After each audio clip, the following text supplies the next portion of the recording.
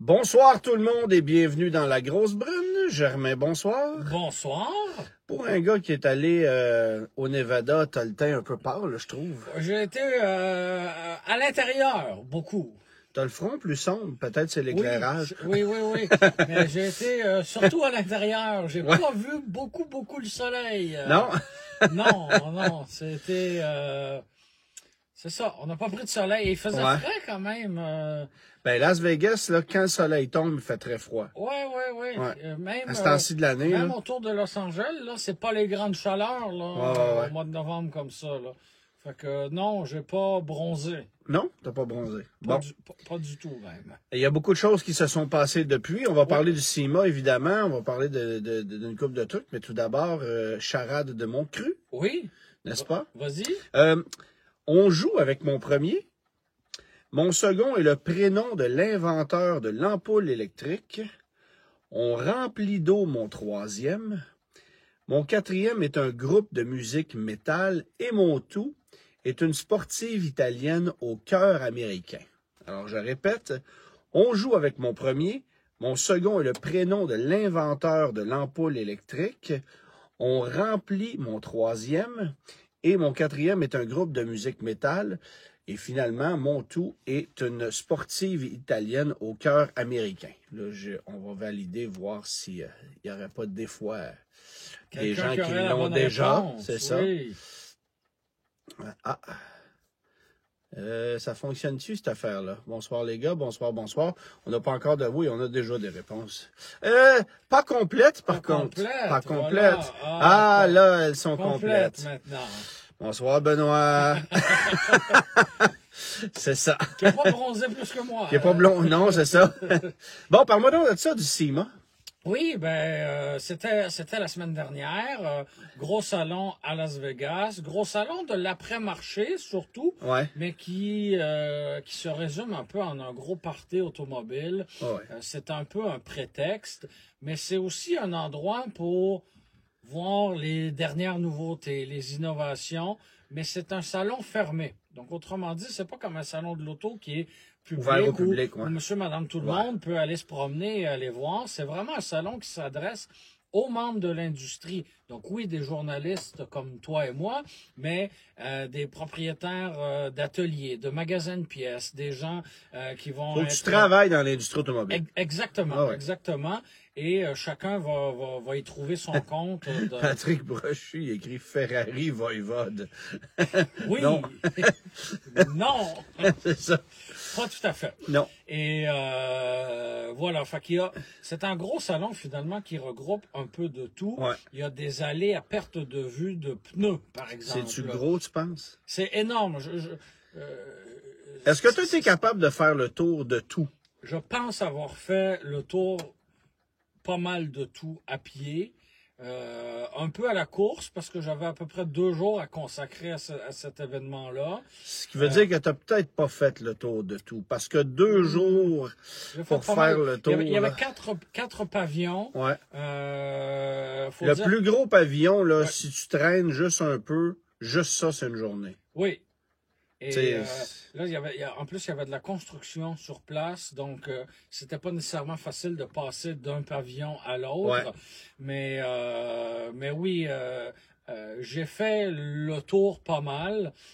C'est sûr que là, comme je disais, des allées de pneus presque à l'infini, des allées de fusils à pression pour des chambres de peinture, des kiosques complets de soutes en taille-vec pour des... Mais t'es pas allé à l'Apex? Je ne suis pas allé à l'Apex. OK, l'Apex, c'est vraiment que ça. C'est que ça, oui. L'Apex, c'est de l'outillage, des pièces mécaniques. Ça. Mais il y a déjà beaucoup d'outillage aussi au CIMA. Ouais. Des machines, par exemple, pour balancer des pneus. Bref, tout ce qui est en lien avec l'industrie automobile est là. Ouais. Forcément, j'étais un peu là en même temps pour essayer de récupérer un maximum de contenu après ça à diffuser au retour. Fait qu'il faut pas non plus s'égarer. Fait que non, effectivement, j'ai pas passé 2 heures à écouter le speech des gens de compagnies chinoises distribuées chez nous, là, de piping. Non. Mais en même temps, oui. C'est tellement gros. Oui. Moi, je suis allé 6 ou 7 fois. tu sais pas où donner de la tête. T'as aucune idée par quoi commencer, comment tu vas bâtir ton histoire, et surtout si t'es jamais allé. Et les gens sont pas fous, hein. Les organisateurs veulent que tu fasses le tour. Je pense veulent que tu sois peut-être un peu perdu pour que tu reviennes sur tes pas, que tu continues, que tu et je pense que c'est un peu volontaire de leur part. Je te disais avant d'entrer en onde, Antoine, j'ai cherché le kiosque Mopar et pourtant c'est gros là. C'est gros, c'est énorme. Tu sais, disons Mopar au CEMA, un demi-étage du Palais des Congrès de Montréal. Faisons ça grossièrement. Bon, c'est pas caché en dessous d'un escalier roulant, là. Non. Mais je l'ai cherché, le kiosque Mopar. Ben, c'est parce qu'il faut que les gens comprennent. Faut que les gens comprennent que quand tu entres dans un des buildings, c'est tellement gros que tu vois pas le fond. Tu ne vois pas le fond et tout le monde a un kiosque d'une grande ampleur qui cache le voisin aussi. Oui, mais même quand tu as une vue supérieure. Tu sais, parce que quand tu arrives dans le building, tu as une vue d'ensemble. Oui, mais tu vois pas le fond. Tu vois pas le fond, jamais. Tu vois pas le fond. Tu sais. Fait que ça c'était un peu, je te dirais, déstabilisant. En même temps... As-tu vu la Grande Nationale des Ring Brothers? Ben en fait, tu vois, c'était... ils ont dévoilé quelques-unes de leurs dernières créations. Et j'ai raté la Grande Nationale. J'ai vu d'autres de leurs voitures parce qu'ils étaient un peu... Elles se promènent, là? Oui, c'est ça. Donc, encore là, c'est ça. C'est fait pour que tu fasses le tour, en quelque sorte. Mais... Puis t'as pas vu Chip Foose? Je n'ai pas vu Chip Foose, j'ai vu d'autres vedettes de télé ou des réseaux sociaux. Il y avait Richard Petty, entre autres, qui était là pour signer des autographes. Très en demande pour être là. J'imagine. Et les gens de l'émission Rust Bro Restoration, des gens de l'Ouest canadien étaient là, avec leurs dreads, bien sûr. Et bref, alors quelques visages comme ça, bien connus. Mais je dis ça, Chip Foose, parce qu'évidemment, on l'a rencontré, toi et moi, et d'autres de nos amis. Et je me suis permis cette semaine de raconter l'histoire un peu cocasse de notre visite de chez Chip Foose. Elle sera diffusée demain sur le site du Guide de l'Auto. Vous irez lire ça. Puis j'ai pris soin de mettre quelques photos qui illustrent un peu le propos. Là. Fait que... Comme quoi, il était un peu occupé, puis on le dérangeait, c'est tout ça? Ça se peut. D'accord. Ça se peut. Fait que... Mais non, moi aussi, je l'ai croisé là-bas pratiquement à chaque fois que je suis allé. J'ai eu 2 autographes de lui quand j'étais là-bas. J'avais rencontré plusieurs, bon, évidemment, les gens de Count's Custom étaient présents sur place. Moi, vieux, elle est démente, c'est ça. Tu veux qu'on en parle? Mais moi, le souvenir que je retiens le plus du SEMA, c'est évidemment, là, je cherche son nom, là, le concepteur de la Batmobile, là, j'ai un blanc de mémoire. George Barris. Alors, je suis à l'extérieur, donc sur le plancher principal extérieur où il y a toutes les belles voitures qui sont exposées, pas collées sur les Mustangs qui font de la drift, là, tout ça, là, vraiment, où il y a les plus belles pièces stationnées à l'extérieur. Et il y a un petit kiosque.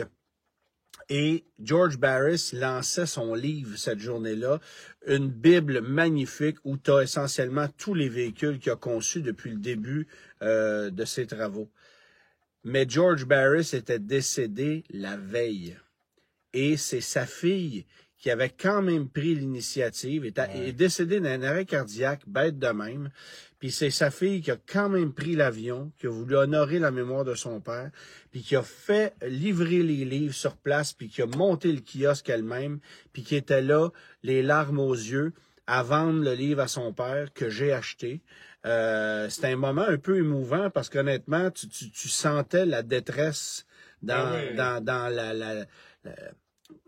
ce que sa fille disait, là, ça venait d'arriver, c'était arrivé la veille. Évidemment, ils sont basés dans la région de Los Angeles.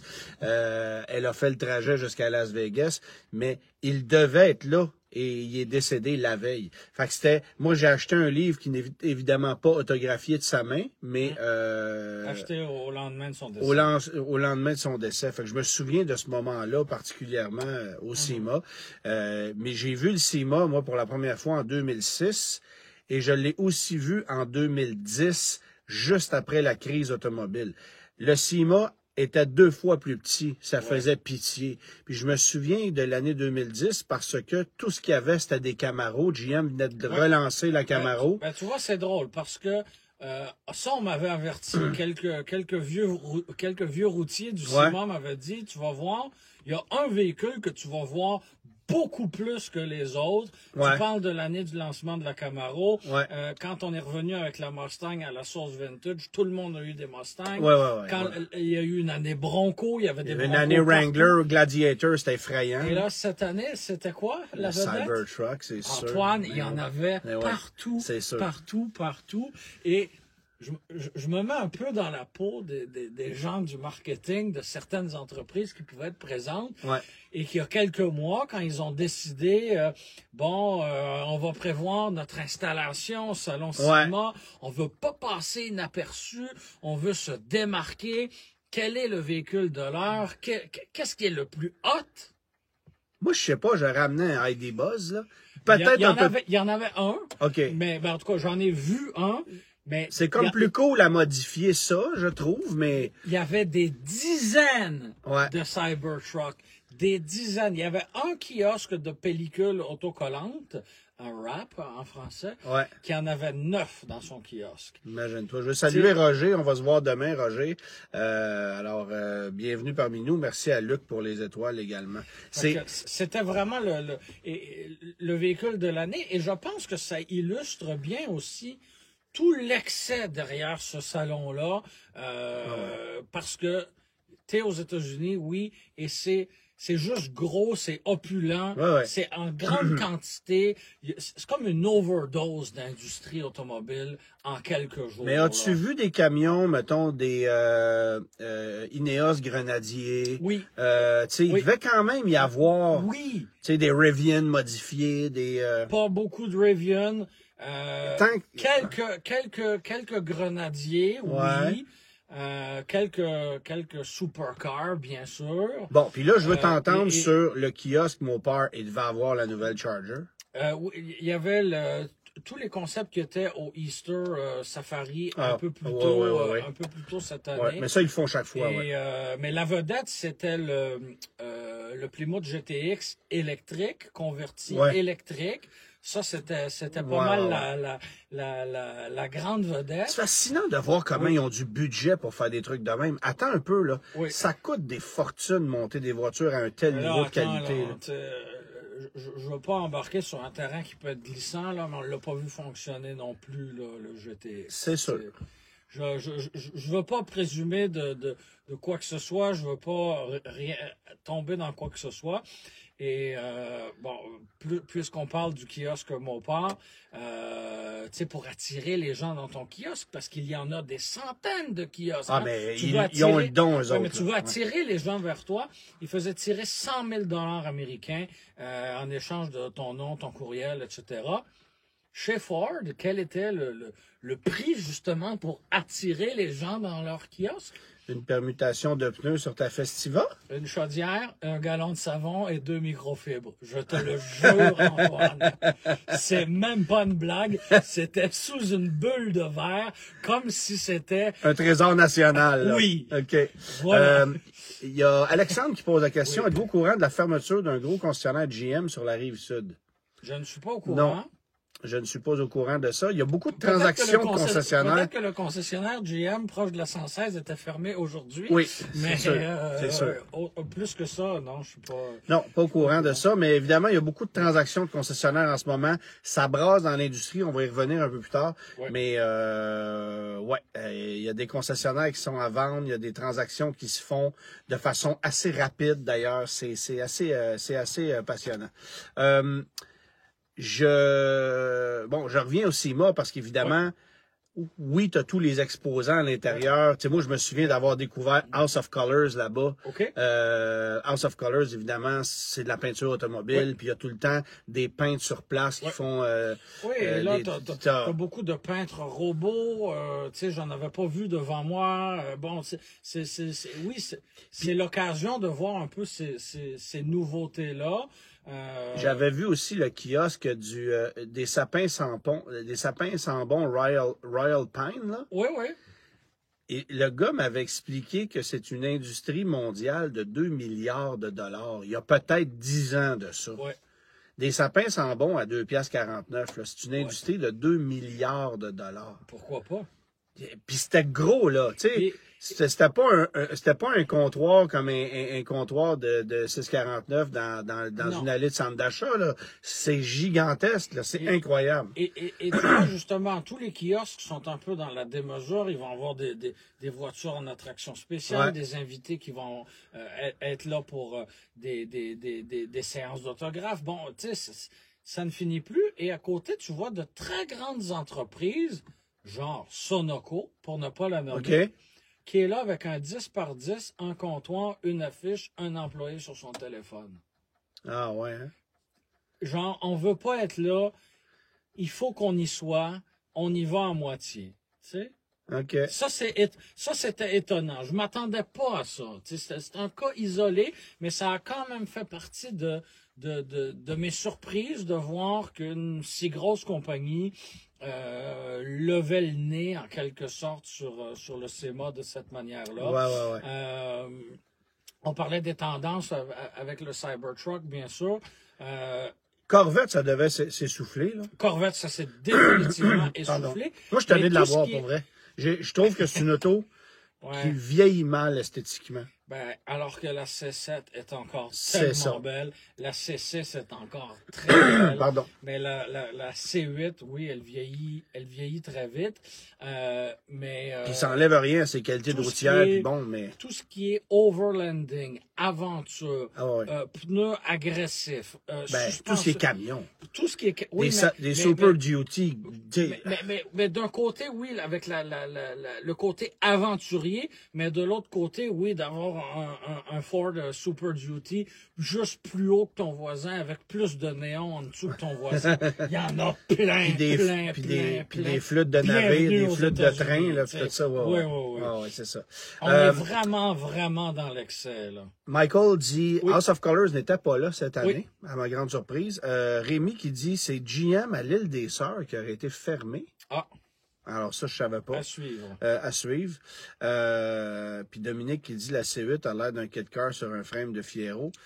Bon. Peut-être pas tant que ça. Ça va drôlement mieux qu'une Fiero. Ouais, là. C'est ça. Mais c'est un peu flamboyant. Hein? Ah oui, c'est la démesure. On parlait de Mopar. Il y a Kia aussi, Antoine, qui était au salon CEMA. Ouais, ben j'ai vu qu'ils avaient dévoilé des trucs assez poussés. Et ils ont dévoilé justement un EV9 à la sauce aventurière avec des gros pneus latentes, etc. Mais ils ont aussi dévoilé, rappelle-toi, au CES, et là j'y vais de mémoire, mais il y a 2 ans, ils avaient dévoilé une série de fourgons électriques. Okay. Et là, il y avait une réinterprétation d'un de ces fourgons-là. À la sauce off-road, là. Mais à la sauce off-road, aménagé un peu comme un Westphalia à l'intérieur. Et ça, c'était franchement un coup de génie. Est-ce que ça verra le jour? Je le sais pas. Mais chez Kia, on a quand même été assez créatif pour se dire, on va mettre une équipe là-dessus pendant quelques mois pour préparer ce véhicule-là et arriver un peu avec un... Tu sais, on sait que le ID Buzz, il vole un peu la vedette, mais j'ai trouvé que Kia était... audacieux, là. C'était audacieux d'arriver avec ça et de le présenter avec envergure, disons ça comme ça. Alors, évidemment, tu étais là-bas durant l'élection de Donald Trump. Oui. Je m'attendais à de l'électricité dans l'air. Non, mais ici, évidemment, t'allumais la télé, puis c'est effrayant, voyons donc. Là-bas, c'était quoi l'ambiance? Honnêtement, ça paraissait même pas. Quand quelques affiches électorales ici et là, parce que dans les 6 jours où j'étais là-bas, j'ai quand même roulé presque 2000 km. J'en ai vu du pays, comme je disais. T'as cherché du parking longtemps autour du CEMA. Oui, c'est ça. Mais non, c'était inclus à l'hôtel. C'était pas si OK, d'accord. Et donc, je me suis promené beaucoup. quelques affiches électorales ici et là. Je m'attendais à, tu sais, quand tu vas au restaurant, que tout le monde parle de ça. Tu sais, comme au lendemain de la Coupe Stanley, tout le monde parle de ça. Tu sais. Là, non, personne n'en parlait. En arrivant à Las Vegas, évidemment, il y a des affiches lumineuses partout. Je suis arrivé de soir. 2 affiches incitant les gens à voter pour Trump. Un monsieur à gauche avec une casquette de Trump. Un monsieur à droite avec un chandail de Harris. C'est tout. C'est tout. C'était très, très particulier. Ils ne vendaient pas des casquettes « Make Mopar Great Again », rien? Non, on n'est pas allé là du tout, du tout. Mais évidemment, là, dans la chambre d'hôtel, j'ouvre le téléviseur. Il y avait les élections mur à mur, là, on se pose pas la question.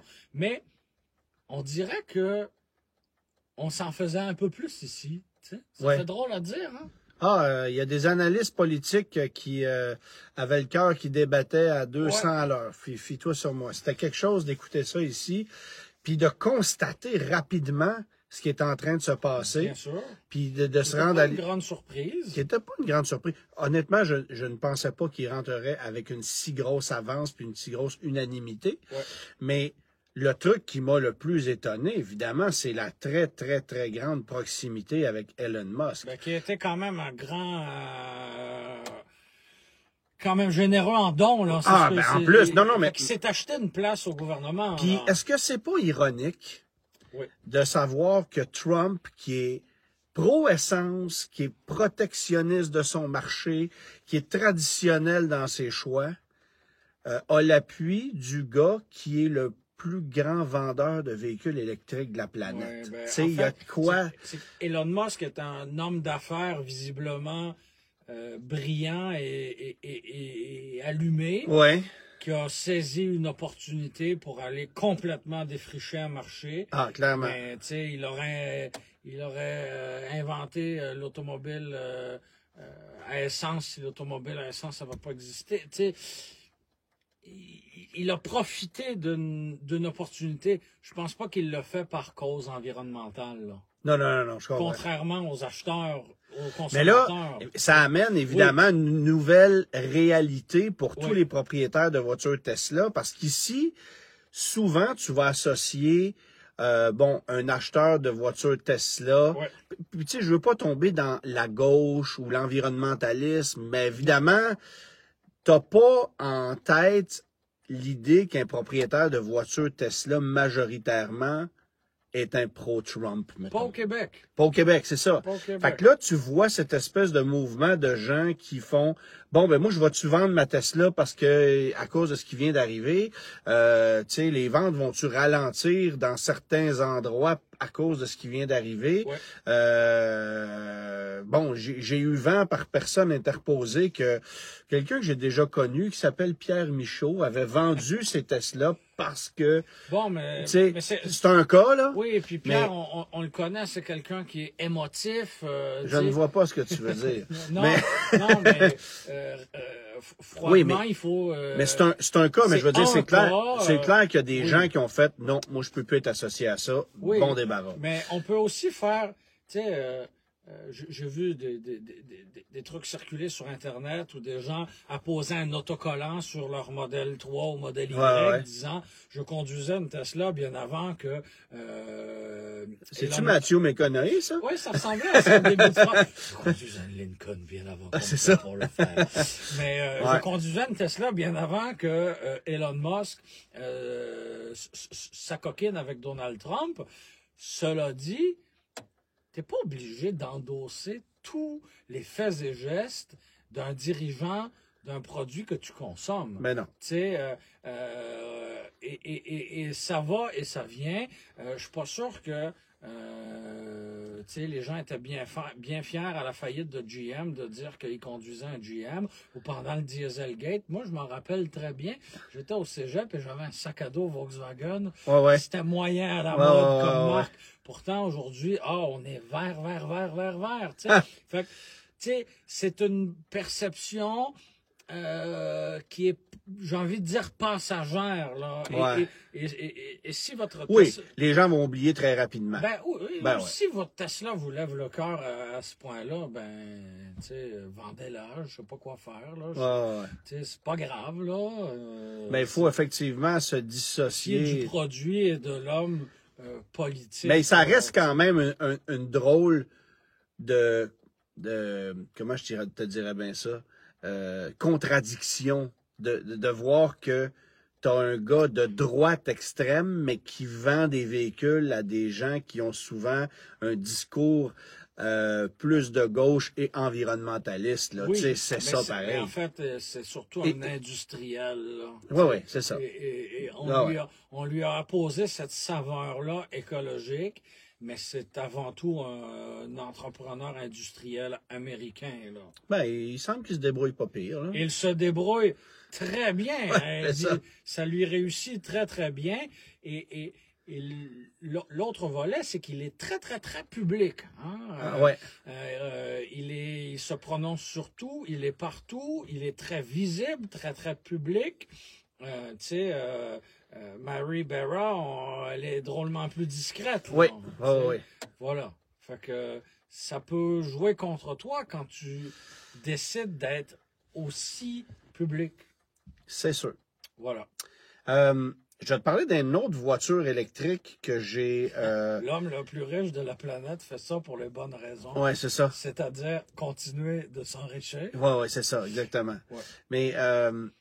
Bon. Des gens disent, ah oui, Elon Musk, c'est pas juste Tesla. Non, effectivement, il est impliqué ailleurs, mais nous, on essaie de se concentrer sur les autos. Ah oui, parce que là, si on commence à parler de télécommunications, puis de satellites, puis de, tu sais, bon...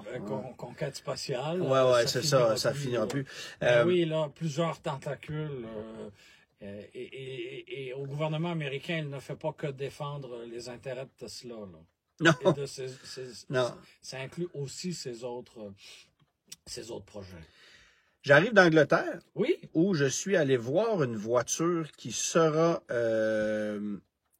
Dominique Rousseau qui a fait enquête, le site de Gravel Chevrolet ne fonctionne plus. Bon, fait qu'il semble que Gravel GM s'est fermé. J'arrive d'Angleterre, je suis allé voir une voiture qu'on dévoilera officiellement au Miami Fashion Week, ou bref, début décembre. Tu ne seras pas invité? Je n'irai pas là, non, effectivement. Même s'il m'arrive des fois de porter de très beaux vêtements au noir. Oui. Au noir, au brun? Oui, c'est ça. Au noir, c'est ça. Non, je n'irai pas là. Et on va dévoiler cette voiture-là là-bas. En fait, c'est... on appelle ça une étude de style, puis je peux rien dévoiler. Je peux même pas vous dire son nom parce que le véhicule va être dévoilé le 2 décembre. Et d'ici ce temps-là, c'est sous embargo. Mais attendez de voir cette voiture-là qui va être présentée le 2 décembre du côté de chez Jaguar. Ça va être spectaculaire. Honnêtement, c'est un sacré design. Et là, ce qu'on a vu aujourd'hui sortir, c'est essentiellement un véhicule camouflé, là. Un véhicule fortement camouflé, mais qui est déjà à l'essai depuis quelques semaines du côté de chez Jaguar et qui va être la première nouvelle Jaguar lancée. Ce sera une voiture, vraisemblablement. Là. Ah oui, c'est une voiture. Puis je veux dire, pour avoir discuté avec les gens de Jaguar, il y a encore bien des informations qui sont sous embargo, fait que je marche sur des œufs, là, mais grosso modo, ça va commencer par des voitures. OK. T'sais, on a 4 marques chez GLR, 3 de VUS. Jaguar, on veut l'amener à un niveau supérieur, on veut complètement changer l'image de marque, ce qui est effectivement une bonne idée. Puis ça va commencer par une voiture de très haute gamme, une GT 4 portes, 100% électrique. Et c'est ce qu'on a vu aujourd'hui sur des images. Puis je suis capable de voir à travers les lignes de ce véhicule fortement camouflé un peu d'éléments du véhicule concept qu'on va dévoiler le 2 décembre. Faut-tu avoir un peu de lunettes roses pour croire en l'avenir de Jaguar? Non, pas du tout. Est-ce qu'on n'a pas juste lancé un caillou, puis... pas du tout, parce que quand on va dévoiler... En espérant que ça se relève tout seul... Ben, en fait, faut pas avoir de lunettes roses parce que, entre toi puis moi, ils feront pas pire que Maybach. Tu comprends? L'idée de Jaguar... Ouais, Maybach, c'est Mercedes. Hein? Oui, mais Jaguar, c'est GLR. Ouais. Tu sais, Land Rover, puis autrement dit, les marques Range Rover, Defender vont super bien. Ouais. Discovery, je t'avoue que ça bat un peu de l'aile, mais ils ont des plans ça va arriver très prochainement, les prochaines générations. On dirait que j'ai du mal à y croire. Ah, ben attends. Moi, pour vrai, c'est sûr que ça ne sera pas des véhicules à volume. On dit chez Jaguar qu'on va vendre moins de véhicules et que le prix moyen va être à peu près 2 fois plus élevé que ce que c'est actuellement. C'est correct. Et vois-tu, moi, plus tu m'en parles, plus j'ai en tête une voiture comme la Cadillac Celestiq. Donc, une voiture à 400-500 000 à faible diffusion. Je suis pas certain. Pas tant que ça, je pense pas. Ah, OK. Pas, non, plus à 300. Non. J'ai pas de prix, là, mais moi, j'imagine... Ce que je vois, c'est qu'on vise une coche plus haut qu'avant. Ouais. D'accord, c'est correct. Des E-Pace à moteur 4 cylindres, on n'en veut plus. Ah, ben regarde, c'est pas dur, là. Regarde bien ce qui est en train d'arriver. D'accord. Donc, oui, je vois la voiture fort comme une Cadillac Celestiq. Ouais. Parfait. Le problème, c'est que GM, en fait, GM a une force de frappe énorme. Si on décide de pousser très fort une Celestiq et de devenir une véritable marque de grand luxe, on est capable de le faire. Jaguar, on a quoi comme marge de manœuvre en ce moment? Mais si tu voyais les installations de JLR là-bas, là, ouais. C'est une grosse entreprise et c'est très sérieux. Oui, mais dans JLR, il y a 3 lettres. Il y en a 2 qui sont très, très payantes, puis on se concentre là-dessus. Oui, mais je veux dire, ce qu'on va faire avec Jag, si ça plante, on est capable de dealer avec le fait que ça pourrait planter, je pense. Parce que, oui, on travaille depuis 3 ans sur le véhicule qu'on a vu aujourd'hui camouflé. Là. Ça fait 3 ans qu'on est en développement sur ce véhicule-là. Puis ça va être une nouvelle plateforme électrifiée. Mais on a les moyens de nos ambitions. Puis ce qu'on veut faire avec Jag, c'est faire oublier tout le passé de la marque. En fait, moi, j'ai posé la question là-bas. Démarrez pas une nouvelle marque. Ben, pourquoi vous utilisez encore le nom Jag? Parce que ça sonne encore très fort dans l'imaginaire, puis parce que il y a un passé très prestigieux à cette marque-là. Ouais, mais faut pas que tu regardes dans les 10 dernières années. Puis effectivement, là, on a cessé la production du E-Pace, du I-Pace, de la XF, de la F-Type. Il reste un VUS qu'on retrouve aussi chez Land Rover. Oui, mais ça va mal. Non, mais regarde bien, c'est pas dur, là. Là, actuellement, on vend les restants. Là. Ouais. Le F-Pace, on va continuer de le fabriquer pour 2026. Ça va être le seul véhicule millésimé 2026 chez Jaguar. Okay. Puis c'est l'année de transition. Puis en milieu d'année 2026, le F-Pace saute et va arriver cette berline-là qui sera la seule voiture Jag 2027. Fait que... Et ça se pourrait-tu qu'il y ait des retards? Ben là, tu sais, rien n'est impossible, là. Je veux dire, est-ce que Dodge nous avait promis un Charger au mois de juillet de cette année? Oui, et il n'est pas encore arrivé. Ben non. Mais puis t'as gagné ton pari, parce que moi, j'étais persuadé qu'elle arrivait. Puis toi, tu me disais, oublie ça, ça arrivera pas. Merci Alexis pour les étoiles. J'ai tendance à pas être optimiste. Je veux pas dire pessimiste, mais à ne pas déborder d'optimisme et d'entrain tout le temps. Puis effectivement, avec Stellantis, je me suis pas trompé ben. Mais on dirait que là, la Jaguar... Je sais pas trop où ils veulent s'en aller. Ben, tu sais, moi, là, grosso modo... Je comprends qu'on se dit, tant qu'à pas vendre de chars, on va pas vendre des chars très chers. Fait que ça, c'est correct. C'est une bonne stratégie. C'est exactement ce que c'est. Moi, Maserati aurait intérêt à faire pareil, là, parce que en ce moment, ça va pas. Ben, écoute, on va arriver à ça, là, dans pas long. Mais, tu sais, moi, j'ai pu assister un peu plus tôt cette année au concours d'élégance de Pebble Beach à un dévoilement Maybach. Et c'est là que j'ai compris la philosophie de la marque. Oui. C'est que Maybach, là, on a fait, garde, il y a des gens qui vont toujours vouloir payer plus cher pour avoir un peu d'exclusivité. Juste parce que c'est plus cher. Ouais. Juste parce que c'est plus cher, on va leur donner. Ben, ils nous ont avoué chez Jag qu'il y a beaucoup trop de gens qui sont riches aujourd'hui, puis on va en profiter. Oui. Et c'est Puis, tu sais, ils nous l'ont dit, là. Nous, là, on a pratiquement doublé le prix du Range Rover en 10 ans. Puis en vendre-tu moins? Vendre record. Ben voilà. Puis Defender, c'est la même chose. Tu vas acheter un Defender Orca, ça va coûter 200 000, cette affaire-là. C'est pas cher, ça. Tu sais, ben, ils fournissent pas. Les carnets de commandes sont pleins. Fait que, tu sais, bref, c'est fascinant de voir à quel point on prend une direction qui est je veux pas dire pas réaliste, mais en même temps, il y a une demande. Il y a une demande. Il y a une demande. Oui, parce que, bon, voyons, l'écartement des richesses, là, je cherche le mot juste. Ouais. C'est vrai, il y a de plus en plus de gens de plus en plus riches. Il faut bien qu'ils se promènent avec quelque chose. Tu sais. Et là, tout le monde a un Lamborghini russe. Là, tu sais. Make Germain great again. Non, je ne penserais pas.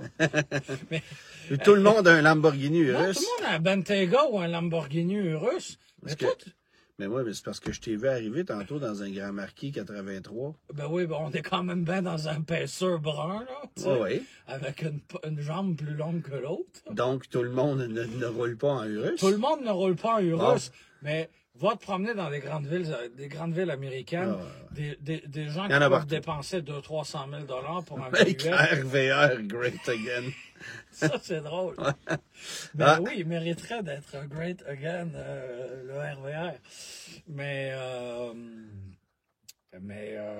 oui, donc des gens qui sont prêts à dépenser plusieurs centaines de milliers de dollars pour un VUS différent de celui de leurs voisins et différent de celui qu'ils ont depuis les 12 derniers mois. Ce qui est hot, par exemple, avec Land Rover, ou devrais-je plutôt dire avec Range Rover, c'est que je pense qu'on a atteint quelque chose qui est inatteignable. C'est-à-dire un peu le même principe que la Porsche 911.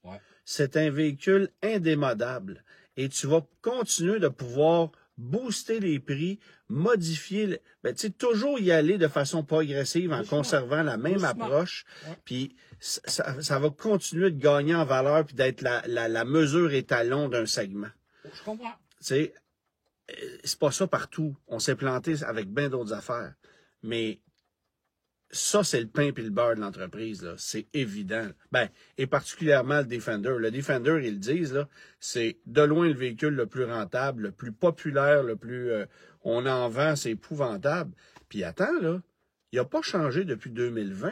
Non, on est en 2025. C'est le même véhicule. Fait que c'est quand même assez spectaculaire. Tu parlais de Maserati tantôt. Ça aussi, là, comment veux-tu vendre un véhicule de luxe à partir d'un montant, et faire ta publicité sur un réseau de radio généraliste, grand public, avec une publicité avec un prix à partir de changement d'huile et pneus d'hiver sans frais. Non, vous n'avez pas compris. Il n'est pas assez cher. Tu peux pas te dévaluer toi-même quand tu as un produit de luxe. Il n'y a pas de spéciaux chez Chanel, Antoine. Oui, mais c'est même pas ça le problème. Toutes les stratégies marketing des 3 marques italiennes de Stellantis, c'est de la catastrophe. Tu sais, bon, on arrive à Stellantis, juste pour vous tracer un portrait. Une autre semaine, nous allons parler encore longtemps de Stellantis. Ben là, c'est parce que j'ai reçu des chiffres. Ils font exprès. J'ai reçu des chiffres de vente. Oui. Ils vont avoir un gros party de Noël. Oui, un gros party de Noël, c'est sûr. D'après moi, ça va se passer dans des boîtes de pick-up qui n'ont pas vendu. Ça va être un familial 4, mais pour 8 personnes. C'est ça. Tu finis-tu ta salade de choux, toi? C'est ça. T'as pris la traditionnelle. Mais... il reste un peu de sauce. Oui, c'est ça. Oui, il est sur mon T-shirt, ça. Salut, Benoît. Je dis bonsoir à Benoît Charette parce que cette fâcheuse habitude de toujours échapper de la sauce sur son chandail. Paul Shark avec une petite tache ici. Mais bon, alors Ford, Année à date, sur le marché canadien, augmentation de vente par rapport à 2023 de 17,2 %. Ça va très bien. C'est très, très, très bon. Dans un marché... Pour une marque mature, là, on parle pas de VinFast qui doit connaître une croissance extraordinaire. Non. C'est mature, là, Ford. Là. Je te dirais que la tendance est beaucoup plus du côté de l'Ontario ou du Québec. Oui. Mais quand même, à l'échelle canadienne, c'est ça. On parle au Canada. General Motors, plus d'augmentation au Québec que dans le reste du pays. C'est l'inverse de Ford.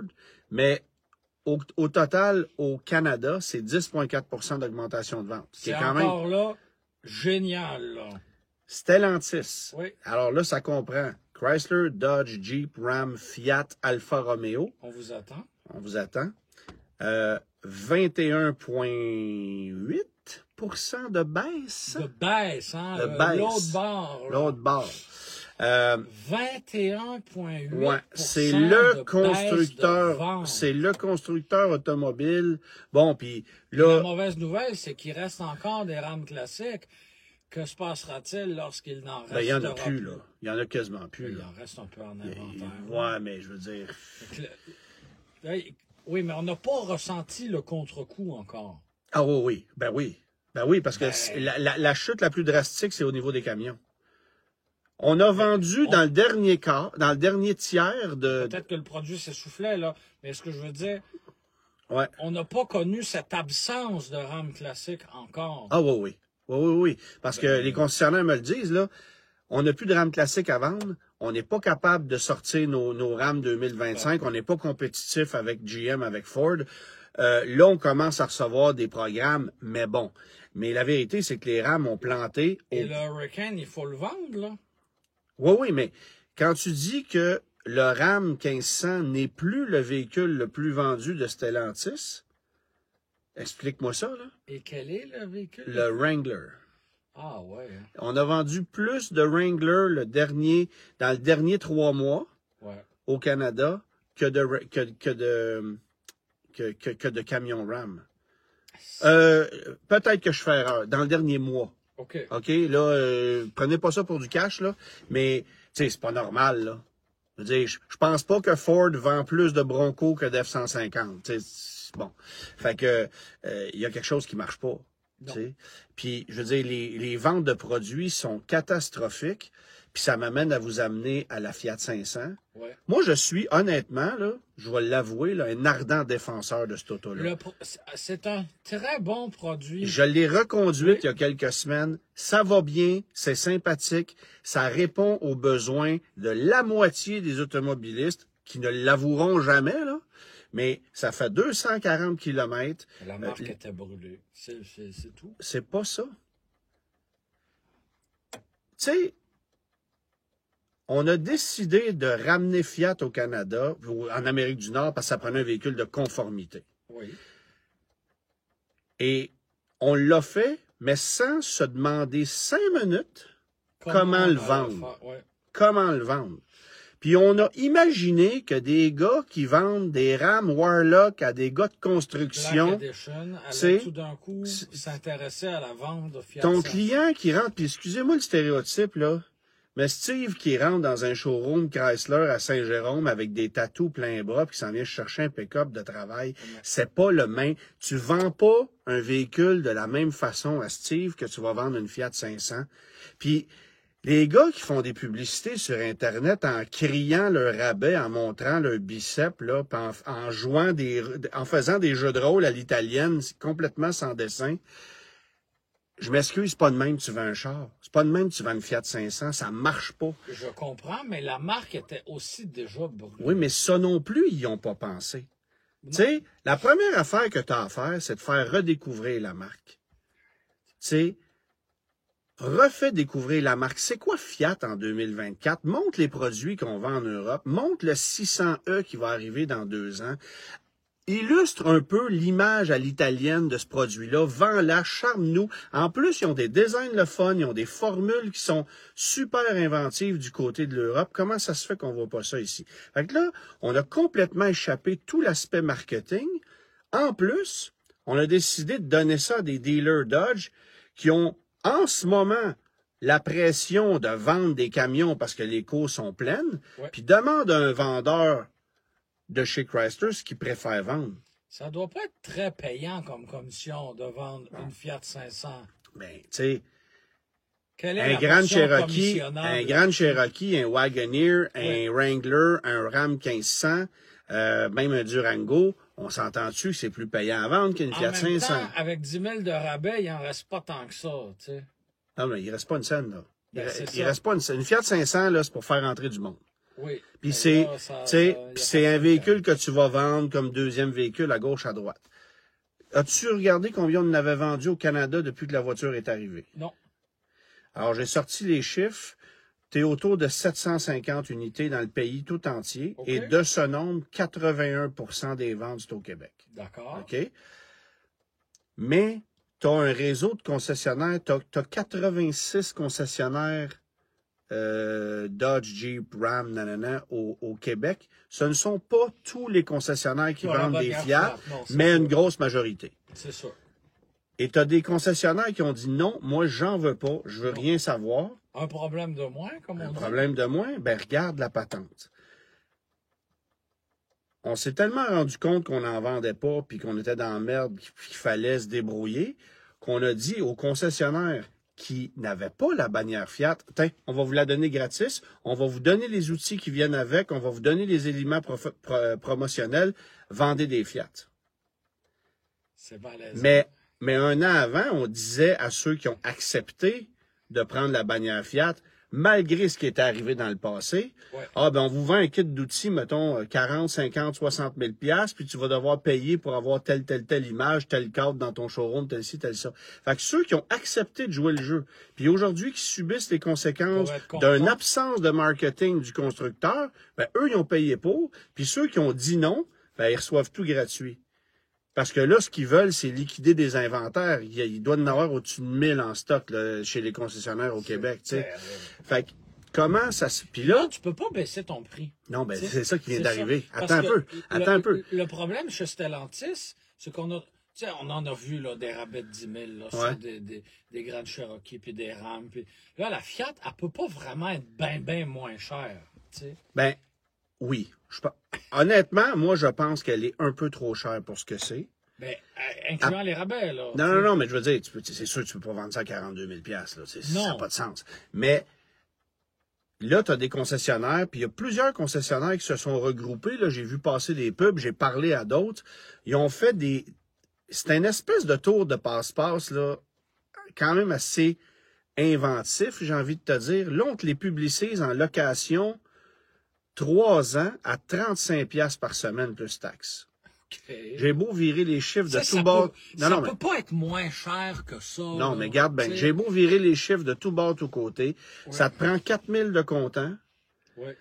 On donne un rabais de 2 800 sur l'auto, fait qu'elle coûte moins de 29 000, incluant le rabais, OK. alors qu'elle est 31 750 $ au détail. Fait que déjà, tu baisses le prix de 2 800, tu as un taux subventionné à 3,99 en location et ton 4 000 de comptant, ben, si tu le mets pas, ton paiement va monter à quelque chose comme 60 $, mettons. Mais pour arriver à ce chiffre-là, faut que tu bénéficies du plein 12 000 de crédit. Ce à quoi tu n'as pas droit si tu loues sur 3 ans. 3 ans, non. Ben, ils ont quand même réussi un tour de passe pour appliquer le 12 000 sur une location 3 ans. Et ça, je sais pas comment ils ont fait. Parce que sinon, les chiffres marchent pas. OK. Ou ils donnent un autre rabais supplémentaire que tu vois c'est pas dans les chiffres. 35 $ par semaine. C'est tu sais. 2 trios Whopper, ça. Tu comprends-tu? C'est quoi la prochaine étape? Ben, Ça peut pas être moins cher, là. mais, tu comprends-tu? mais le problème dans tout ça, Ça c'est que... Non, ça peut pas être moins cher. Personne l'achète, même à 35 $, tu sais. Ben, On disait pendant la grève étudiante en 2012, tu sais, ah, c'est un café par jour. Là, c'est vraiment 2 trios par semaine, là. ouais. Tu sais. Mais- Puis tu mets pas d'essence. Non, c'est ça. Comment ça, on n'a pas chacun une, déjà? Non, mais, Comment ça? je sais pas. Ils la font pas en verre. Ah, pas un. Ouais, c'est ça. Mais l'affaire, c'est que le deal qu'il y a en ce moment sur ces Oui. voitures-là, ben, c'est pas une initiative du constructeur, c'est les concessionnaires qui ont fait. Moi, là, j'en ai 50 dans le cours, ça me coûte une fortune garder ça. J'aime mieux les vendre à perte que de continuer à les assumer parce que je suis pogné avec. Fait qu'ils sont rendus là, puis c'est le concessionnaire qui prend l'initiative de faire une promo. Il n'y a aucune aide du constructeur. C'est déplorable. Puis, malheureusement, je suis obligé de te dire que s'ils continuent comme ça, ils viennent de brûler la marque une deuxième fois. Ben oui. Mais il y a des plans pour Fiat, là. Ça ne s'arrête pas à la 500E, là. Ils vont amener d'autres choses techniquement. Ben oui, là, ils sont en train de se... ben trop tard, là. Tu sais, puis, tu sais, des fois, c'est la preuve que c'est pas le produit le problème, c'est ceux qui la vendent. Bien sûr. Puis là, la responsabilité, elle n'est pas du côté des concessionnaires en ce qui me concerne. Bon, je suis d'avis que la Fiat 500 n'aurait pas dû être confiée au concessionnaire Dodge, Jeep, Chrysler, mais plutôt au concessionnaire Alfa Romeo. Il y a 4 concessionnaires Alfa Romeo au Québec. Puis ces 4 concessionnaires-là, écoute, ils ont vendu 775 Alfa Romeo au pays année à date, en 10 mois. Ouais. Ils ont faim, là. Ça leur prend quelque chose. Ils n'ont pas de produit. Le tonalé, bon. Mais on n'aurait pas connu un succès non plus, là. Non, mais ce que je veux dire, c'est que tu viens pas écœurer tout ton réseau de concessionnaires avec... Tu sais, t'en aurais vendu... Probablement. Pas ben moins, tu sais. Mais pas ben moins, puis probablement même plus. Ben, je tirerais peut-être pas. C'est dur à dire. C'est juste que... T'auras pas brûlé tes gars qui sont épuisés par ta marque. Non, mais puis deux, c'est certain que le client qui rentre dans un showroom Alfa Romeo pour acheter une Fiat 500, il part avec. Parce que le vendeur qui est là, il a la philosophie à l'italienne. Bon, c'est ça. Puis ça marche. Puis il va mieux parler à son client. Tu sais, tu comprends-tu? Alors que là, la Fiat 500, dans un dealer Chrysler, ça n'a pas d'allure. Un autre problème de plus à gérer. T'sais, parce que c'est ça, là. Ça va déjà mal, on t'en rajoute une couche. Tu sais, c'est comme si McDo vendait des sushis. On a déjà vendu de la pizza, remarque. C'est sûr. Mais, non, mais tu comprends-tu? Oui, ça n'a pas rapport. Ça n'a pas rapport. En fait, c'est comme si McDo vendait de la lasagne. Mettons, pour rester dans un bon pays. Ouais, c'est comme si McDo vendait de la lasagne. Ouais, ça n'a aucun rapport. Ouais, c'est ça. Ouais, effectivement. Mais c'est triste, mais c'est ça. Fait que moi, je pense qu'ils ont malheureusement presque brûlé la marque. Oui. Puis, elle a pas mal brûlé, là. Non, parce que ils n'ont pas fait attention à l'image de marque. Ils n'ont pas confié ça aux bonnes personnes. Ils ont fait aucune promotion. Tu sais, ils s'en vont dans le mur, là. 35 $ par semaine. Ouais, mais mettons, là, enlève le 4 000 de cash, c'est 60 $ par semaine. 60 $ par semaine, là, je sais pas si tu le sais, là, mais ça fait... Tu sais, OK, fais le calcul, vraiment... Parce que 35 $ par semaine, là, c'est fois 4,3 semaines dans un mois, c'est quoi? C'est 150 $ par mois. Mais tu sais, non, j'aime mieux 60 $ par semaine, 5 jours, tu sais, la passe d'autobus est plus chère. Ah, non, tu fais deux voyages à 3,75 en autobus, c'est plus cher, tu sais, ça marche pas, là. Non, c'est pas cher. C'est le prix de l'autobus, t'as pas de gaz, OK, t'as des plaques, oublie pas une affaire, c'est que ils ont mis beaucoup de pression sur le Québec, parce qu'ici, on a 12 000, ailleurs, c'est pas le cas. Imagine, ailleurs, comment ça doit être dur. En Ontario, ils en ont vendu genre 150, puis au BC, 60, puis dans le reste du pays, 0, tu sais, ou à peu près. Tout se vend, tout se vend. Je veux dire, la grosse majorité, c'est 81%, je te disais tantôt, là. Ça se vend au Québec. Ça va être le fun au printemps prochain. Non, mais attends, c'est ça. C'est ça que je m'en allais te dire. Après Noël, là. Si ils n'ont pas vendu au 31 décembre, là, elle vient de monter de 3 000. Oui, il va en rester. Il va en rester. Là, elle vient de monter de 3 000. Puis si on vient pas à bout de les vendre d'ici à la fin mars, puis que le fédéral retire son 5 000... Ouais, là, c'est une catastrophe. Mais en fait, c'est qu'elle va coûter le même prix, c'est juste que le manufacturier va tout absorber. Et le concessionnaire va tout absorber. Ah ouais, c'est ça. Ils ne pourront pas la vendre moins cher que 60 $ par semaine, tu sais. Non, mais je veux dire, 60$ par semaine parce que tu viens appliquer 12 000 Oui, dessus. oui, Mais tu mais sais. elle se vend pas. Fait que, tu sais, c'est quoi la prochaine étape? Oui, mais si elle se vend pas avec 12 000 de Oui. rabais, imagines-tu comment elle se vend pas avec 4 000 de rabais? C'est le manufacturier qui va absorber. Moi, j'ai l'impression que sont dans vos codes et il est avec. Ouais. Il n'y a même pas d'aide. Moi, c'est ça mon feeling. En tout cas, à suivre. Sur une note un petit peu plus positive, Oui. Toi et moi avons essayé un Mazda hybride Oui. avec un moteur de Toyota. Avec un moteur de Toyota. Et Je veux savoir combien tu as fait en code de consommation à la fin de ton périple. après presque 150 km, je fais 6,2 litres au 100. Bon, ben moi, En conduite, bien normal, un peu de ville, autoroute, chemin de campagne. Je suis allé à l'île Goyer, j'ai découvert cet endroit, un peu par hasard. C'est mon collègue qui était avec moi qui dit « Hey, c'est l'île Goyer! » 6,2 litres au 100.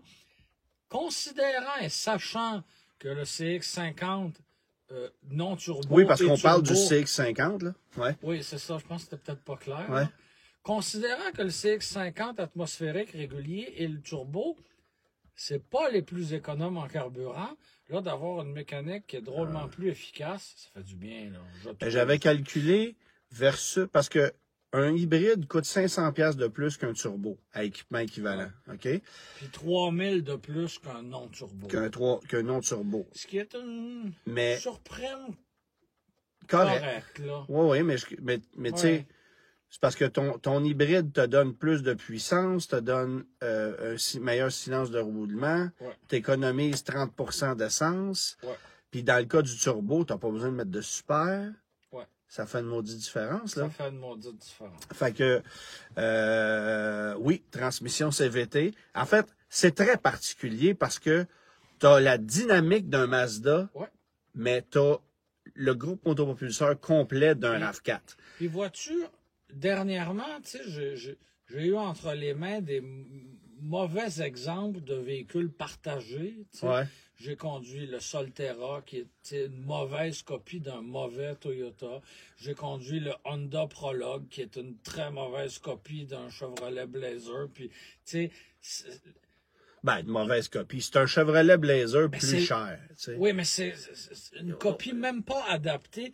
Là, je me disais, hey, là, le CX-50, qu'est-ce qu'ils y ont fait, tu sais? Ils ont juste mis la mécanique. Tout le reste, c'est tout du Mazda. Et ce qui est en soi une bonne nouvelle, là. Hein, puis tu sens pas, parce que c'est quand même 150, 200 livres de plus, là, à peu près. Ça, c'est tu le sens pas. Moi, j'ai trouvé que ça allait super bien. Tu vois, moi, je suis allé... Mazda, là. En dedans, dehors, les sièges, l'écran qui est tactile seulement à l'arrêt, c'est là aussi. Oui, c'est ça. Tout est Mazda, sauf le groupe motopropulseur. Tu vois, moi, je suis parti du centre-ville de Montréal avec le véhicule. Je me suis rendu au lac Champlain. Oui. Puis je suis revenu. Rendu au lac Champlain, j'étais à 5,4 au 100. Puis sur le retour, là, ça consommait un peu plus. Bon, le vent dans le dos. J'ai fini à 6 litres flat. C'est excellent. C'est très, très, très, très bon. Tu sais, c'est la même cote de consommation qu'un RAV4. C'est à peu près le même prix qu'un RAV4 si tu prends un GT versus un Limited. C'est même un petit peu moins cher. Et parce que j'ai fait des exercices de comparaison, là, versus un Tucson Ultimate hybride, un CR-V Touring hybride, puis un RAV4 Limited hybride, t'es tout à 1500$ près. T'es vraiment tout dans le même territoire. Ça commence à 45 000, un CX-5 hybride, là, GSL. Avec les frais et tout, là. Bon. Fait que, oui, je parle avec tous les frais, là. Puis, ils sont dans le coup. Ils ont des taux de financement qui sont un peu plus alléchants qu'ailleurs. On dirait que j'attends ton mai. Il n'y a pas de mai. Il n'y en a pas, hein? Il n'y en a pas. C'est drôle parce qu'on s'en est pas parlé avant d'arriver. Il n'y a pas de mai. C'est une sacrée machine. J'ai eu beau fouiller, me gratter la tête. Il n'y a pas grand-chose de négatif. Puis là, Mazda a l'avantage. En fait, tu sais, le CX-50, il s'est pas vendu à son arrivée. Bon, l'excuse qu'on a, c'est qu'on n'était pas capable d'en avoir, là. Mais en aurais-tu vendu à la... Tu sais, en aurais-tu vendu 3 fois plus? Pas certain. Non. Parce que t'as le CX5 qui est encore là, puis ça se chevauche. Mais ça se vend encore. Ça se vend encore, beaucoup chez nous, le CX5. C'est ça. Fait que là, avec une technologie hybride qu'il n'y a pas dans le CX5, t'as un petit level, tu sais, t'as un petit edge que t'as pas sur l'autre. Puis, tu sais, je veux dire, un CX5 turbo ou un CX50 turbo, ça reste que c'est du 9 litres et demi, 10 litres au 100. Oui. Là, t'es à 6 avec de l'ordinaire. Ouais. Tu sais, 6 litres au 100 à 1,5 piastre du litre. Avec des performances correctes, là. Ben, tu sais, ça fait quoi? Ça fait 9 piastres du 100 km que ça te coûte, là. C'est très raisonnable, là. Tu sais, je veux dire, ça consomme pas beaucoup, ça te donne du rendement, tu as de la puissance, très correct. Oui, tu as un effet d'élasticité si tu le gonnes au fond comme... Comme un RAV4 hybride, là. Tu sais, oui. Oui, mais un RAV4 hybride, c'est moins dynamique que ça. C'est un peu plus mou. Ouais. Tu sais, la seule affaire, c'est que tu as moins d'espace. Tu as quand même moins d'espace à l'intérieur que dans un RAV ou un CR-V, mais quand même. C'est un sacré beau véhicule, c'est bien plus le fun à conduire. Tu combines les avantages d'une faible consommation, d'une conduite dynamique, d'un beau look, d'une bonne qualité de construction. Ouais. Puis t'es pas obligé d'aller à la version GT, là. Le GSL ou le Couro. Tu vois, je l'ai étudié, le Couro, il n'y a rien dedans. En fait, j'irais vers le GSL ou le GT, mais le Couro, il n'y a rien. Ben, c'est un package esthétique sur un GSL. Fait que prends un GSL. Là. Je ne perdrais pas de temps avec un Couro. Ouais. Fait que oui, le GT est plus équipé, mais le GSL, c'est très correct. Là. Ah ouais, c'est ça. Fait que, tu sais, je trouve... À 45 000... Après ça, la question, c'est ils vont-ils en avoir? Ben là, ça sera le bout, là, qu'il n'y en ait pas. Là. Ben, tu sais, c'est la même affaire avec... Parce qu'il est bâti à la même usine que la Corolla Cross aux États-Unis. Là, va-t'en chez un concessionnaire Toyota, puis essaye d'en acheter une Corolla Cross. Ils en ont pas. Ils ont des BZ4X, ça, ils en ont. Mais des Corolla Cross, et qui plus est, des hybrides, il n'y en a pas. C'est-tu un peu la même stratégie que Hyundai? C'est-à-dire, on envoie tous nos électriques au Québec? Ben non, là c'est pas la même chose. Ils sont faits aux États-Unis, les Américains ils gardent. Oui, ben c'est ça. Qui nous envoient les électriques pas vendus. Pardon. Ils gardent les beaux produits. C'est ça. Fait que, tu sais, en fait, j'espère qu'ils vont en avoir. Ouais. Et s'ils en ont à la hauteur de ce qu'ils veulent avoir, ils vont en vendre en tabarouette. Les concessionnaires vont être contents. Ouais. Il n'y aura pas de nécessité de les mettre à 35$ par semaine, ceux-là. Ça devrait être correct. Hein? Là, tu voulais nous parler de Scout? Oui, de Scout, hein, parce qu'on en avait glissé un mot il y a quelques semaines. Ça, c'est le véhicule qui ressemble pas à un Rivian. Là. Les deux véhicules qui ne ressemblent pas à des Rivian. Ouais, c'est ça. Et oui, voilà, parce qu'on a vu les produits et là, ben, on en sait un petit peu plus sur la stratégie. La stratégie de commercialisation. Ouais. Il y aura 7 points de vente au Québec, au Canada, excusez-moi. Au Canada, oui. 7 points de vente au Canada.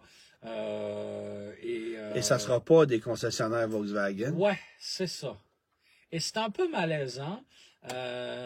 Pour avoir parlé avec quelques concessionnaires Volkswagen, il y a comme des tensions en ce moment. C'est pas. Ah, on ne sait pas pourquoi. Ah oui, c'est parce qu'ils ne peuvent pas vendre d'auto. Ben, c'est parce que le produit de l'heure, le ID4, ben, ils ne peuvent pas en vendre. Puis le reste, ben, c'est un peu... Puis ils rappellent, là, c'est que s'ils ne peuvent pas en vendre, c'est parce qu'il y a un rappel sur le véhicule, fait qu'ils sont cloués au sol. Fait qu'un client qui se pointe chez un concessionnaire Volks pour acheter un ID4, ben, essentiellement, on peut te le vendre, mais on peut pas te le livrer. Puis on peut surtout pas te dire quand est-ce qu'on va te le livrer. Qui est un peu un problème. C'est un peu un grave problème, ouais. Fait que non, c'est pas... Et surtout, en ce moment, dans un contexte où tu as encore 12 000 de crédit, mais en janvier, c'est plus ça. Exactement. T'sais? Fait qu'on ne profite absolument pas du timing ici au Québec. Les temps sont pas nécessairement faciles chez les concessionnaires Vaux en ce moment. Et ben là, on voit cette espèce d'opportunité-là se définir et d'être complètement écarté et mis de côté dans l'aventure. Et ça, c'est loin d'être le fun. Et Dominique, je te coupe, excuse-moi, qui dit... Est-ce que Scout et Rivian ont un partenariat? Moi, ça me dit rien. Là. Scout, les véhicules Scout seront faits en Caroline du Nord. Je ne sais pas si Rivian est basé là aussi. De mémoire, non. Rivian, un petit peu. Je sais pas où. C'est pas assemblant en Illinois, ça? Je sais pas. Mais... Je me souviens pas, mais bref. C'est sûr qu'on cible le marché américain puis qu'on veut rentrer dans les dents de Rivian parce que... On écarte complètement le réseau de concessionnaires de Volkswagen, même si c'est une marque qui appartient au groupe Volkswagen. Ouais. Et on a envie d'avoir, nous aussi, des boutiques qui appartiennent à la maison mère, comme le fait, le plus bel exemple, c'est Tesla. Ouais. La seule différence, et là, c'est mon analyse, c'est que Tesla, l'entreprise a développé son modèle d'affaires comme ça. Là, depuis des décennies, Volkswagen fait affaire avec des entrepreneurs locaux. Ouais. Puis là, du jour au lendemain, on crée une nouvelle marque, puis on vous oublie complètement. Ouais. Vous qui desservez les clients partout en Amérique du Nord. Et là, on vous fait souffrir, puis on vous donne pas... Tu sais, Ouais. c'est vraiment, vraiment pas évident. Il y a Mathieu qui dit Rivian est dans l'ancienne usine au Michigan. Je ne sais pas pourquoi je pense que c'est en Illinois, là. Fait à googler, là, mettons, mais j'ai pas l'impression. Parce que Rivian, c'est une entreprise née en Floride. Okay. Mais effectivement, l'usine n'est pas en Floride. Là. Il me semble que c'est dans la région de l'Illinois. Peut-être je me trompe. Là. Enfin, bref. C'est sûr que c'est un véhicule. Écoute, ils en ont vendu au-dessus de 100 000 à date aux États-Unis. Puis on parle même pas du marché canadien. Oui, c'est des véhicules que tu vois beaucoup circuler. Sur 100 000 à 100 000 la copie, là. Oui. Tranquillement, il va être rentable. Là. Tranquillement.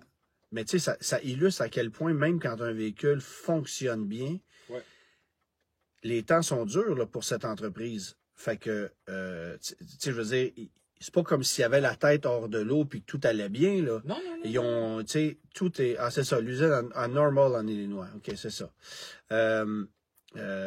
Mais... Puis effectivement, c'est pas une usine où Mitsubishi fabriquait des véhicules, ça? La Galant, là, puis ces affaires-là, là, ça me dit quelque chose, en tout cas. Mais non, c'est ça. Fait que, tu sais, on se demande pourquoi des compagnies comme Fisker n'ont pas passé à travers, comme, c'était quoi, Lordstown, là, qui était pour faire une camionnette. Ça, c'est des entreprises, entre guillemets, indépendantes, tu sais. Ben, Rivian... Oui. Bon, il était supposé avoir signé un deal avec... un géant en arrière. Ah oui, ça, c'est différent, c'est ça. Fait mais Rivian, initialement, tu avais un deal avec Ford qui a tombé. Oui, c'est vrai. Tu sais, mais bon. Fait que, bref, il y a comme un gros malaise chez les concessionnaires Volkswagen en ce moment. Ouais, je comprends. C'est tendu. Tu sais, chez Vaux, t'as des Atlas plein la cour. Oui. Ça sort avec pas. Un 4 cylindres, t'as un Tiguan, on attend le nouveau, on attend. Taos, ça va arriver, là. Il vient d'être renouvelé, là. Fait que ça s'en vient. Jetta, c'est pas ton véhicule à volume, puis ton ID4, tu peux pas le vendre. Oui, puis ben, il y a des ETI et des R70. Fait qu'on a fait le tour, c'est pas long, là. Puis pendant ce temps-là, tu as des concessionnaires Audi qui annoncent des Q4 e-tron à 0,49% de taux de financement ou 1,49, nanana. Tu sais, fait qu'un client qui veut avoir un ID4, peux-tu se tourner vers chez Audi puis trouver ça comme alternative en allant chercher un deal? Parce que ça aussi, on en a, là. Tu sais... c'est quelque chose. Ce sera intéressant de voir aussi comment on va s'installer ici au Canada. Là, on parle d'un horizon de 2030, je crois. Là. Ça ne prendra pas 5 ans avant que ça arrive. Le véhicule a l'air très mature. Là. D'avoir le réseau de 7 emplacements. On va commencer par Vancouver, après ça Toronto, après ça Montréal. C'est ça. On commence toujours par Vancouver parce que l'argent est là. L'argent est là, oui. Mais là, bon, évidemment, c'est pas des véhicules qui vont se qualifier au crédit, fait qu'on n'en parle même pas, là, mais j'ai bien hâte de voir. Enfin, bref. Brochure? Ah, écoute, c'est pas une brochure que j'ai sortie cette semaine. C'est un feuillet publicitaire. C'est un feuillet publicitaire qui nous fait découvrir, c'est le guide de l'acheteur des valeurs plus de Ford de 1990. Ça s'adresse aux personnes cheap, un peu comme moi. Oui, alors rabais pouvant atteindre... les valeurs plus. Regarde, des rabais de 2610 $. Ça, c'est en 1990. C'est le rabais qu'on donne sur la Fiat 500 en ce moment. Alors, vous pouviez évidemment acheter des Taurus, des Sables, des Escorts et des Topaz et des Cougars. Vous aviez aussi, bien évidemment, pour ceux qui se souviennent des pubs de Martin Drainville avec la Ford Festival. C'était un catalogue quand même en 90. Oui, c'était ça. Le line-up était âgé. Là. Quand même. Tu reconnais pas une voiture ici, Germain? Oui. Une voiture Panthère. Une voiture Panthère, exactement. Il y en a une de stationnée juste l'autre bord de la porte de garage. Oui. Un beau Ford Econoline ici et un Aerostar. Ça finit plus de se déplier. Ça finit plus de se déplier. En fait, c'est un peu mal fait, cette affaire-là. Mais le truc qui a retenu mon attention dans tout ce beau feuillet publicitaire, c'est ceci. Suprématie au niveau des performances et suprématie au niveau de la qualité et de la sécurité. Je ne penserais pas que... Les voitures et les camions les mieux construits en Amérique du Nord. Depuis 8 années consécutives, la qualité Ford domine toute l'industrie automobile nord-américaine. Cette performance est basée sur le nombre moyen de problèmes rapportés par des clients lors d'une série de sondages effectués sur des modèles Ford concurrents de 81 à 88, conçus et construits en Amérique du Nord. J'ai l'impression que la firme de sondage qui avait fait ça, c'est la même qui avait sondé les gens ici pour savoir si Trump allait rentrer ou pas. Oui. Bon. Cette performance est le résultat de notre engagement sérieux envers l'intégrité des véhicules que nous construisons et nous appuyons notre engagement avec des programmes d'appui et de garantie remarquables. Chaque voiture et camionnette neuve... Non. Chaque voiture et camionnette neuve que nous fabriquons est équipée d'une liste impressionnante de caractéristiques de sécurité. Ces nombreuses caractéristiques, nous ne les voyons pas, parce qu'elles ne sont pas là, et nous n'y pensons pas, jusqu'à ce qu'on en ait besoin pour nous protéger et protéger notre famille. Voici quelques exemples. Un sac gonflable côté conducteur, une ceinture sous-abdominale, des freins ABS. As-tu déjà tenté de faire un freinage d'urgence avec une Taurus de cette époque-là? Ou un Aerostar. Un Aerostar, c'était fantastique. Sécurité enfant aux portières arrière. Ça veut dire un child lock. Ancrage de sangle pour siège de bébé. C'est tout.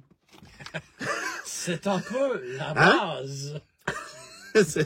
Même en 90, c'était pas mal la base. C'était pas innovateur. Tu sais, une Dodge Omni avait un sac gonflable, là, juste pour vous dire. Et tu avais l'air bien fier là, de l'ABS là-dessus. Ouais. Mais chez GM aussi, on était très fiers au début des années 90 de l'ABS parce qu'on l'avait même comme écusson sur plusieurs modèles. Oui, absolument. Mais bref, c'était le moment ou jamais de faire un deal incroyable sur des véhicules de très grande qualité, tels qu'une Escort 1990, qui, on le sait, a certainement battu des records de fiabilité, de longévité par rapport aux autres produits américains. Là, ça va me dire, il n'y avait rien de bon. Ouais. Mais quand même, me semble que j'aurais peut-être pris une Cavalier avant ça. J'aime ça lire ces affaires-là, tu sais, puis quand tu sais que c'était des moyennes cochonneries là, tu sais, qui vendaient à cette époque-là, fait que j'ai trouvé ça un peu cocasse. Enfin bref. Réponse. T'achètes quoi dans le catalogue Ford? Le Bronco. Ah oui? Ou un 5 litres, là. Bronco puis un grand marqué. C'est drôle, il n'y en avait pas de deal, c'est la Mustang, d'ailleurs. Non, ils l'ont oublié, celle-là. Un Colony Park avec un Bronco, on est en voiture. Ah ouais, moi je prendrais le Bronco quand même, là. Ça reste un camion assez cool, là. Okay. Puis ça vaut un peu plus cher aujourd'hui qu'une Festiva, me dit-on. Oui. Une Festiva. Avec des bandes fluo. Ouais, des bandes décoratives au choix du consommateur. Pour ceux qui... On en a 3 exemples ici, là. Je ne sais pas si on voit bien, mais enfin bref. Alors, c'est ça. C'est une voiture suprématie. Exactement. Suprémaciste. Réponse à l'énigme. Oui. À la charade. Oui. On joue avec mon premier. Mon second est le prénom de l'inventeur de l'ampoule électrique. On remplit d'eau mon troisième. Mon quatrième est un groupe de musique métal. Alors, on joue avec mon premier D. Mon second est le prénom de l'inventeur de l'ampoule électrique, Thomas. Mon troisième, on le remplit d'eau, alors So, D. Thomas So. Et mon quatrième est un groupe de musique métal, Pantera. Pantera. Exactement. C'est là qu'on fait jouer la chanson pour nous quitter. Non, on n'a pas les droits d'auteur. Ah, OK. D'accord. Merci tout le monde d'avoir été là. On se retrouve la semaine prochaine. Bye. Bye bye.